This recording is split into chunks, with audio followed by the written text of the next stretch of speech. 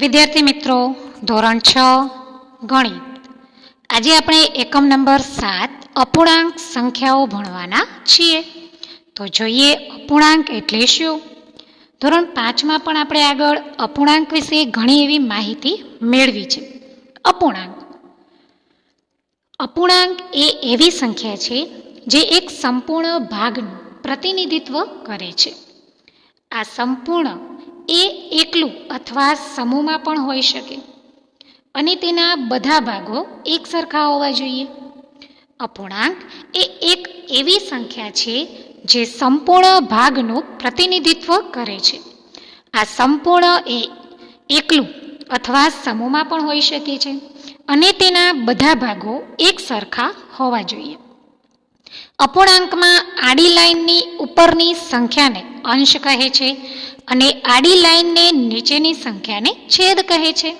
ઉદાહરણ તરીકે 8, 9 તમે જુઓ છો કે જે ઉપરની લાઇન છે એને અંશ કહેવામાં આવે છે અને નીચે છે એને છેદ કહેવામાં આવે છે.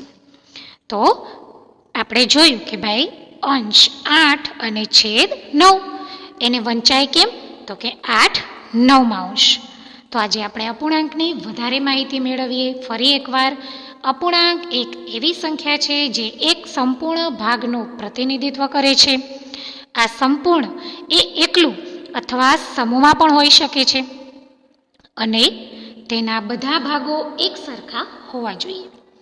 અપૂર્ણાંક એક એવી સંખ્યા જે સંપૂર્ણ ભાગનું પ્રતિનિધિત્વ કરે છે. ઉપરની સંખ્યાને અંશ કહે છે જ્યારે નીચેની સંખ્યાને છેદ કહેવામાં આવે છે. બરાબર.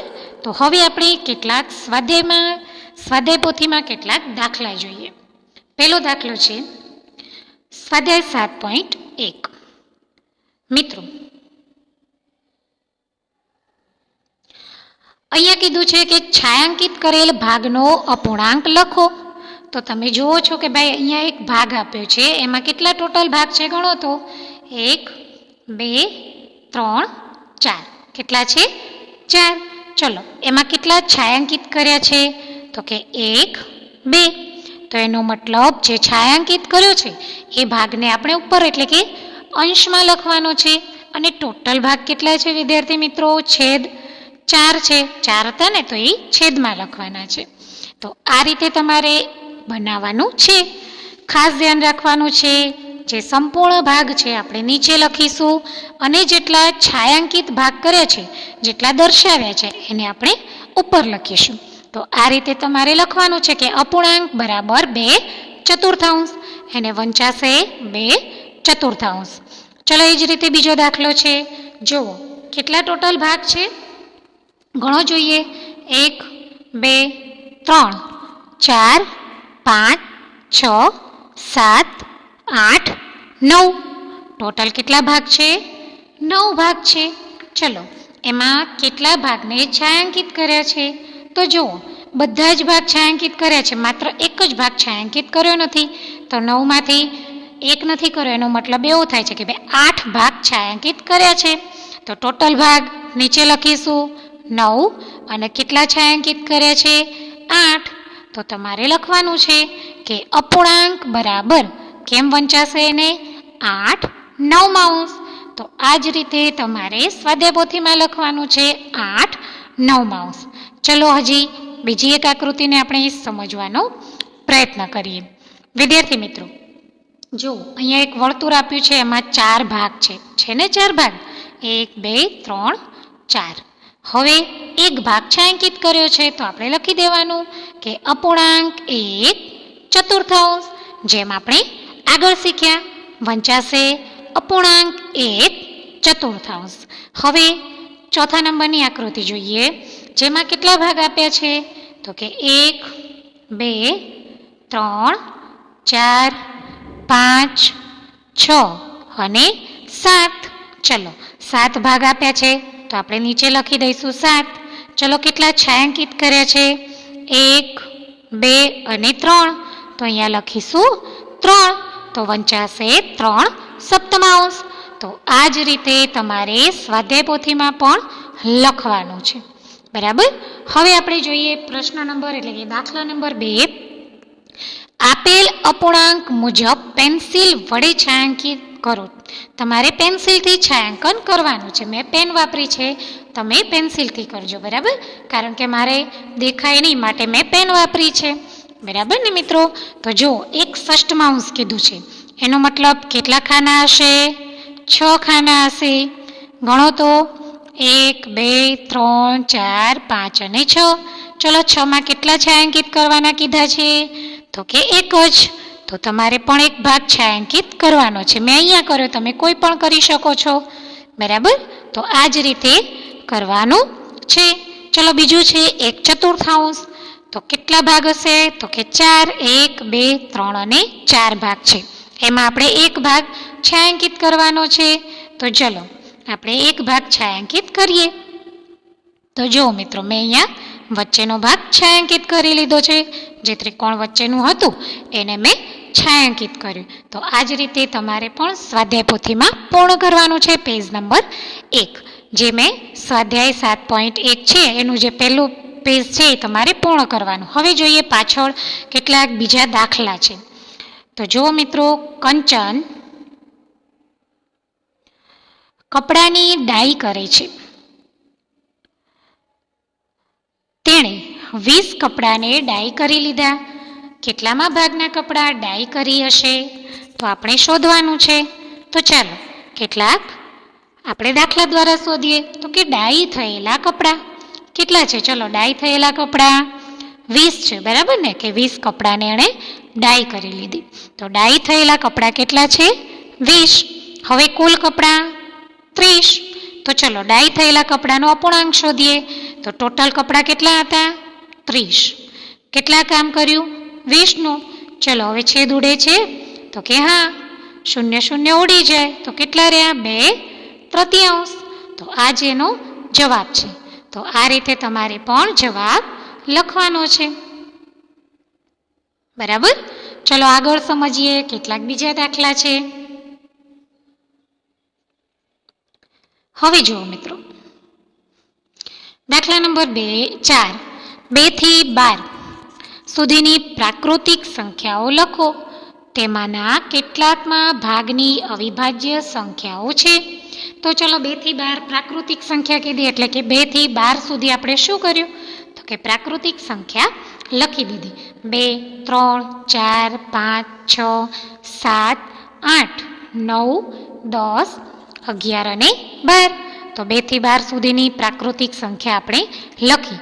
હવે કીધું છે કે ભાઈ આમાં અવિભાજ્ય સંખ્યાઓ કેટલી છે? તો જોઈએ આપણે અવિભાજ્ય સંખ્યાઓ.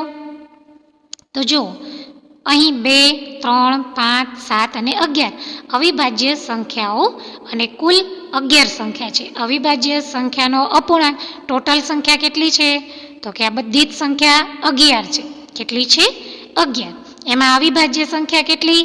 ચલો પહેલા ટોટલ સંખ્યા 1 2 3 4 5 6 7 8 9 10 ને 11. તો ટોટલ સંખ્યા 11 છે. ચલો અવિભાજ્ય સંખ્યા 2 1 2 3 4 અને 5. તો આપણે અપૂર્ણાંકમાં લખવાનું હતું.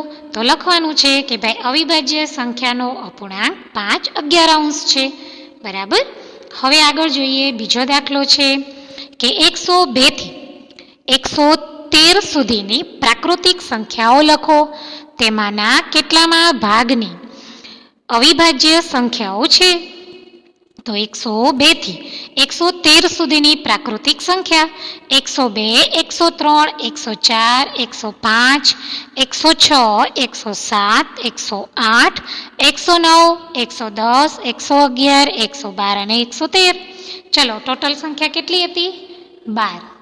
અહીંયા અવિભાજ્ય સંખ્યા છે 103 107 109 અને 113. કેટલી છે? 4. તો આ રીતે 4/12 આપણે લખવાનું છે. જેમ આ દાખલો ગણ્યો એમ આને ગણવાનો છે, બરાબર વિદ્યાર્થી મિત્રો. તો તમારે આ જે દાખલા છે એ તમારી સ્વાધ્યાય પોથીમાં લખવાના રહેશે. હવે આગળ કેટલીક વ્યાખ્યા સમજીએ મિત્રો. હવે કીધું છે કે ભાઈ સંખ્યા રેખા પર અપૂર્ણાંક. સંખ્યા રેખા પર અપૂર્ણાંક. તો ચાલો જોઈએ આપણે સંખ્યા રેખા પર અપૂર્ણાંક. જે આપણે આગળ સંખ્યા રેખા દોરી એ અપૂર્ણાંક નહોતા, પરંતુ આપણે પૂર્ણ સંખ્યાઓ લીધી હતી, પૂર્ણાંક સંખ્યા લીધી હતી. હવે અપૂર્ણાંક સંખ્યા લેવાની છે. પૂર્ણ સંખ્યા પછી તો જોઈએ, સંખ્યા રેખા પર પૂર્ણ સંખ્યાઓ દર્શાવતા શીખી ગયા. તેની જ રીતે સંખ્યા રેખા પર અપૂર્ણાંક સંખ્યા પણ દર્શાવી શકાય છે. જેમ આપણે પૂર્ણ સંખ્યા દર્શાવી મિત્રો, એ જ રીતે અપૂર્ણાંક સંખ્યા દર્શાવાય છે. વિદ્યાર્થી મિત્રો, 0 થી 1 ને છેદમાં આપેલી સંખ્યા મુજબ ઘણા બધા સરખા ભાગમાં વિભાજિત કરી શકાય છે. 0 થી 1 ને છેદમાં આપેલી સંખ્યા મુજબ ઘણા બધા ભાગમાં વિભાજિત કરી શકાય છે.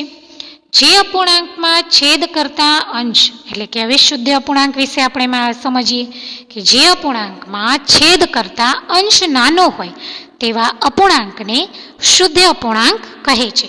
છેદ જે છે, ઉપર જે છેદ છે એના કરતા અંશ કેવો હોય? નાનો હોય. તો તમે જુઓ, ઉપર અંશ આપ્યો હોય આપણે તો કે 2, 10. તો આ છેદ જે છે એના કરતા અંશ કેવો છે મિત્રો? નાનો છે. તો આને કેવો અપૂર્ણાંક કહેવાશે? શુદ્ધ અપૂર્ણાંક. પરંતુ ઘણા એવા અપૂર્ણાંક છે, તમે અહીંયા ઉદાહરણ આપ્યા છે કે શુદ્ધ અપૂર્ણાંક 1 કરતાં નાનો હોય છે. અહીંયા ઉદાહરણ છે, જુઓ. આ બધા શું છે? શુદ્ધ અપૂર્ણાંક, જેના અંશ કેવા છે? નાના છે અને છેદ મોટા છે. તો આ શુદ્ધ અપૂર્ણાંક છે. સંખ્યા રેખા પર શુદ્ધ અપૂર્ણાંક 1ની ડાબી બાજુએ હોય છે. ક્યાં હોય છે? 1ની ડાબી બાજુએ શુદ્ધ અપૂર્ણાંક હોય છે, ડાબી બાજુ. ચલો હવે અશુદ્ધ અને મિશ્ર અપૂર્ણાંકની માહિતી મેળવીએ. તો જુઓ, અશુદ્ધ અને મિશ્ર અપૂર્ણાંક, જે અપૂર્ણાંકમાં છેદ કરતા અંશ મોટો હોય, ઊંધું, તો એને અશુદ્ધ અપૂર્ણાંક કહે છે. જેમ કે 15/4. ચલો આ છેદ કેવો છે? નાનો છે, અંશ મોટો છે. તો આવા અપૂર્ણાંકને અશુદ્ધ અપૂર્ણાંક કહે છે. વિદ્યાર્થી મિત્રો, અહીંયા એક ખાસ ધ્યાન રાખવાનું છે કે સંખ્યા રેખા પર અશુદ્ધ અપૂર્ણાંક 1ની જમણી બાજુએ હોય છે, બરાબર? હવે પૂર્ણ સંખ્યા અને શુદ્ધ અપૂર્ણાંકના મિશ્રણને મિશ્ર અપૂર્ણાંક કહે છે. મિત્રો, તમારે એક ખાસ યાદ રાખવાનું છે, જ્યારે અશુદ્ધ અપૂર્ણાંક આપ્યો હોય તો તેને મિશ્રમાં ફેરવવું જરૂરી છે, કારણ કે તેનો અંશ છે એ મોટો છે અને છેદ નાનો છે.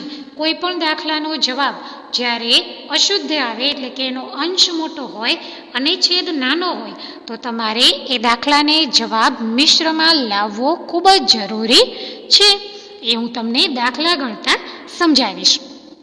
હવે વાત કરી તો કે જ્યારે મિશ્ર અપૂર્ણાંક આપ્યો હોય તો તેને શુદ્ધમાં ફેરવવો હોય તો શું કરશો?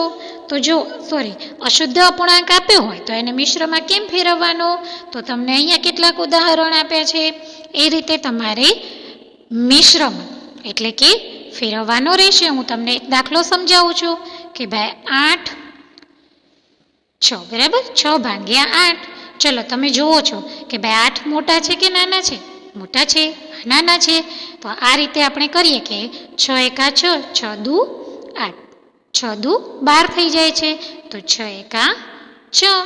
ચલો 8માંથી 6 જાય તો 2, બરાબર ને? હવે આને આપણે મિશ્રમાં ફેરવવાનો છે. તો જુઓ, તમને અહીંયા એક સૂત્ર આપ્યું છે, ભાગફળ, શેષ અને ભાજક. ચલો ભાગફળ કેટલું છે? કેટલું ભાગફળ મળ્યું તમને? તો કે 1. હવે શેષ કેટલી વધી? 2. અને ભાજક કોના વડે ભાંગ્યું? 6 વડે. તો આ આપણો બની ગયો મિશ્ર અપૂર્ણાંક. પરંતુ મિત્રો, તમારે આ સૂત્ર ખાસ યાદ રાખવાનું છે. પહેલા લખવાનું છે ભાગફળ બરાબર શેષ અને છેદમાં ભાજક. આ સૂત્ર આવડશે તો જ તમે આનો દાખલો ગણી શકો છો. માટે ખાસ યાદ રાખવાનું છે. તમને જે ઉપર ભાગફળ મળે છે તમારે પહેલાં લખવાનું છે, પછી નીચે વધેલી શેષ લખવાની છે. તો આપણે જોયું ને કે આપણને જે ભાગફળ મળ્યું એ આપણે લખ્યું, પછી શેષ વધી એ લખી અને જેના વડે ભાગ્યું એ લખ્યું. તો આ આપણો બની ગયો મિશ્ર અપૂર્ણાંક. તો આ જ રીતે તમારે મિશ્ર અપૂર્ણાંક લખવાના છે અને મિશ્ર અપૂર્ણાંકને ભાગફળ, શેષ, ભાજક એવા સ્વરૂપમાં લખી શકાય. તો ખાસ આ સૂત્ર યાદ રાખવાનું રહેશે. હવે આગળ કેટલાક સ્વાધ્યાય પોથીમાં દાખલા સમજીએ. પ્રયત્ન કરો. 1 દશાંશ, 0 દશાંશ, 5 દશાંશ અને 10 દશાંશને સંખ્યા રેખા પર બતાવવાના છે. તો સંખ્યા રેખા પર 0 થી 1 વચ્ચે 10 સરખા ભાગ કરતા. એક ખાસ ધ્યાન રાખો કે ભાઈ 0 થી 1 ની વચ્ચે કેટલી સંખ્યા છે?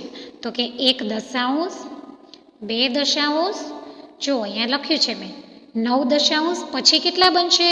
તો કે 1. બરાબર.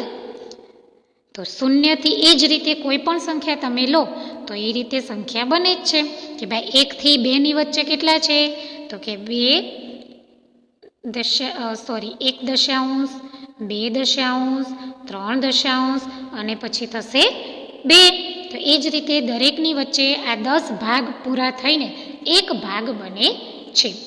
ચાલો અહીંયા કેટલાક દાખલા છે, જો મેં દર્શાવ્યું છે. તો અહીંયા સંખ્યા રેખા દોરી, જેના ઉપર મેં 0 થી 1 દશાંશ, 5 દશાંશ અને 10 દશાંશ, એટલે અહીંયા આવશે 10 દશાંશ. તો આ દર્શાવવાનું રહેશે તમારે. તો બિંદુ એ 0 દર્શાવે છે. એ જ રીતે મેં નીચે અહીંયા માહિતી લખી છે, તે તમારે પૂર્ણ કરવાની છે. હવે વાત કરી કે 0 અને 1 ની વચ્ચે કેટલા અપૂર્ણાંક આવેલા છે? તો 0 અને 1 ની વચ્ચે અસંખ્ય અપૂર્ણાંક આવેલા છે.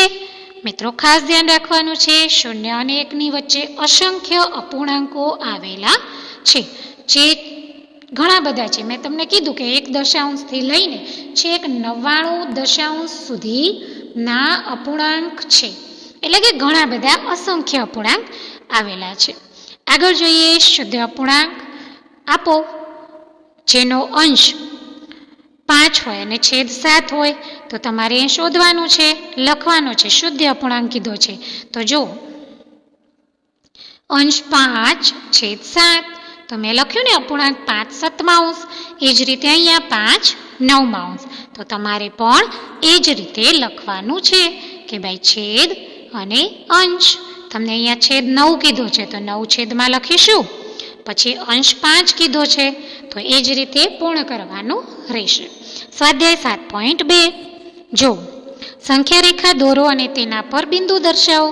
તો આપણે સંખ્યા રેખા દોરવાની છે અને તેના પર બિંદુ દર્શાવવાના છે. પરંતુ મિત્રો અહીંયા એક વાત છે, જો તમે અહીંયા બધા જ છેદ કેવા છે? સરખા છે. પરંતુ અહીંયા 1/2 તો આપણે એને 1/4 બનાવવો પડશે ને. તો કઈ સંખ્યા સાથે ગુણવાથી 1/4 થશે? તો જે નીચેની સંખ્યા છે એને 2 વડે ગુણો તો એક થઈ જશે, નીચેનો છેદ સરખો થઈ જશે ને. આપણે તો ટૂંકમાં છેલ્લે નીચેના છેદ સરખા કરવા છે. તો 1 2 2 4. ચલો તો બની ગયો 2/4. તો 2/4 થી 4/4 સુધીની સંખ્યા આપણે સંખ્યા રેખા પર દર્શાવવાની છે. હવે આગળ જોઈએ 1/8. અહીંયા તો બધા છેદ સરખા છે તો તમારે સંખ્યા રેખા દોરવાની છે અને મેં જેમ દર્શાવ્યું છે એમ તમારે પણ દર્શાવવાનું છે. 1/8, 2/8, 3/8 અને 7/8. તમે ABCDનો કોઈ પણ અક્ષર લખી શકો છો. મેં PQRS લખ્યું, તમે ABCD પણ લખી શકો છો. ટૂંકમાં તમારે આ જ રીતે સંખ્યા રેખા દોરીને દર્શાવવાનું રહેશે. આગળ જોઈએ કેટલાક બીજા જે દાખલા છે કે નીચે આપેલાને મિશ્ર અપૂર્ણાંકના સ્વરૂપમાં દર્શાવો. ચલો મેં તમને એક સૂત્ર આપ્યું હતું, ભાગફળ, શેષ અને ભાજક. ભાગફળ, શેષ અને ભાજક. ચલો હું અહીંયા સૂત્ર લખી દઉં છું. ભાગફળ બરાબર શેષ અને ભાજક. આ સૂત્રના આધારે આપણે આ દાખલા સમજીએ. તો ને કીધું છે કે 20/3. તો જુઓ એનો અંશ કેવો છે? મોટો છે, છેદ નાનો છે. તો એને શેમાં ફેરવવું પડશે? તો કે મિશ્રમાં. તો જો મેં ભાગાકાર કર્યો છે, બરાબર. હવે 3/20. ચલો તો 3 આપણે ગણતરી કરી તો 18. 3 6 18 અને 3 પછી વધી જાય તો આ રીતે આપણને જવાબ મળે છે. હવે આ સૂત્રના આધારે લખો તો ભાગફળ કેટલું છે? કેટલું મળ્યું? 6. ચલો શેષ, તો બરાબર શેષ કેટલી છે? 2 અને કોના વડે ભાંગ્યું 3 વડે, તો આ બની ગયો આપણો મિશ્ર અપૂર્ણાંક. તો તમારે પણ આ જ રીતે બનાવવાનો છે.